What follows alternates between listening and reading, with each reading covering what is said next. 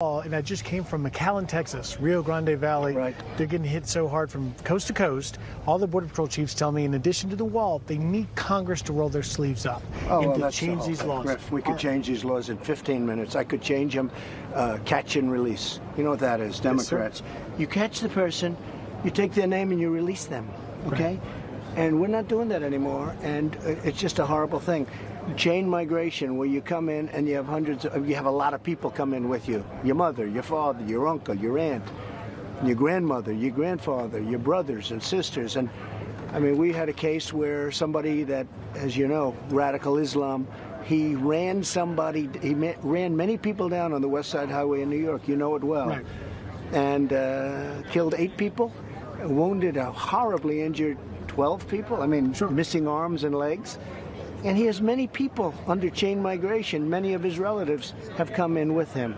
It's crazy. And then, of course, you have the lottery, visa lottery, where they pick them and they pick people. And these countries aren't giving us their finest, okay? They're not giving us their finest.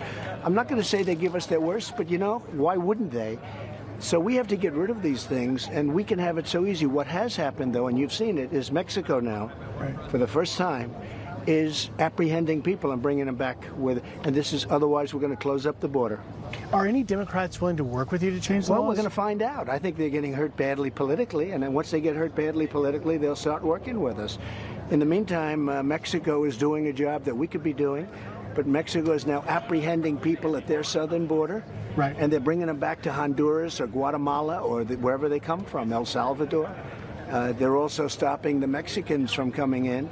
And we've had a great 4 days, and it only started when I said we're going to close the border. And I will close the border, or I'll put the tariffs on the cars that they make and they send into our country essentially tax-free. And I'll put tariffs on there, and then I'll close the border after that if that doesn't work. So let's address that. How would you put a tariff on it when your own agreement precludes that? We haven't finished our agreement yet. So I'll put that in there. I'm going to put it in there because if they, look, people are pouring through Mexico. They come from other countries. I already stopped the money. We pay them over $500 million. Honduras, Guatemala, El Salvador, and others. We stopped the money. Some people would say, oh, you should give them more money. The Democrats say give them more money. They're forming caravans to get people out. I've been in them. And you know what? They're not putting their best people in those caravans, okay? But they're forming caravans, they're putting people in, they're sending them up. You know it better than anybody. You know what's going on. So, Mr. President, is it time to call for a summit between yourself, the President of Mexico, the presidents of Honduras, Guatemala, El Salvador? I don't need a summit. I think we've done very well without the summit. They understand. We're saving $550 million. And I respectfully told, and I thank him very much, because for the last 4 days it's been great. You see that whole stream is drying up. They could stop them at their southern border. And you look at what's happening now. They pulled in 1,500 yesterday. They brought them back. They pulled in over 1,000 the day before, over 1,000 the day before that. Today I haven't gotten the number, but I understand it's a lot. Where I was in RGV, 14 straight days of 1,000 plus, 1,400 yesterday. And this is what I want to address with you. They're releasing now, particularly the family units, to the public. In the fabric of the U.S., tens of thousands are being released and will continue. Are we witnessing the second generation of DACA forming? No, we're witnessing people that are going to be brought out of the country. The country is full. Our system is full. We can't do it anymore. We go by this horrible Flores situation. You know, that decision is a horror show. We have to release after 20 days.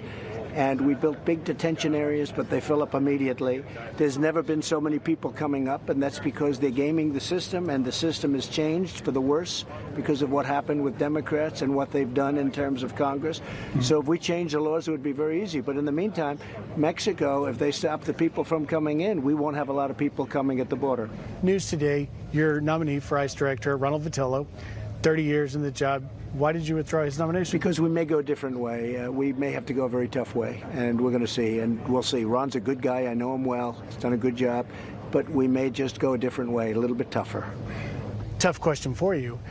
Since you've done so much on immigration and made it a central issue, we may end up, by your administration's own projections, upwards of 1 million undocumented immigrants added to the existing population. What does that say about your administration's handling? Well, I think what happened is I've proven to be right. If we were able to build the wall, now I've gotten the money for the wall, And you take a look at this. I hope you're covering it, because we have miles and miles of it being built right now.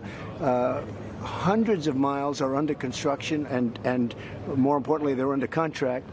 I think 157 miles right now is under contract. They're getting ready to start. The Rio Grande, we're doing a lot of work there. That's where a lot of people come in. And I've shown the people that I was right. I mean, this is what's been happening for a long time. It's been happening for a long time. They didn't even put down the numbers. They didn't used to put down the real numbers. I mean, you look at what's happened. You know, in the old days, they didn't mark down. They didn't say how many people were coming in.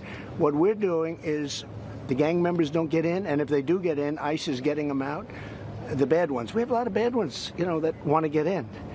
And when you look at the caravans, they're composed of people that, I'm sorry, but they're not supposed to be coming into our country, and we're stopping it. But what we will be doing is, now our system is full, and I told our people today, our system is full. We can't take any more. Right. The asylum is being scammed, the whole asylum system. And you have gang members, tough people, saying they're afraid to be in their country. They're not afraid. And then they'll come up with flags. They're holding flags.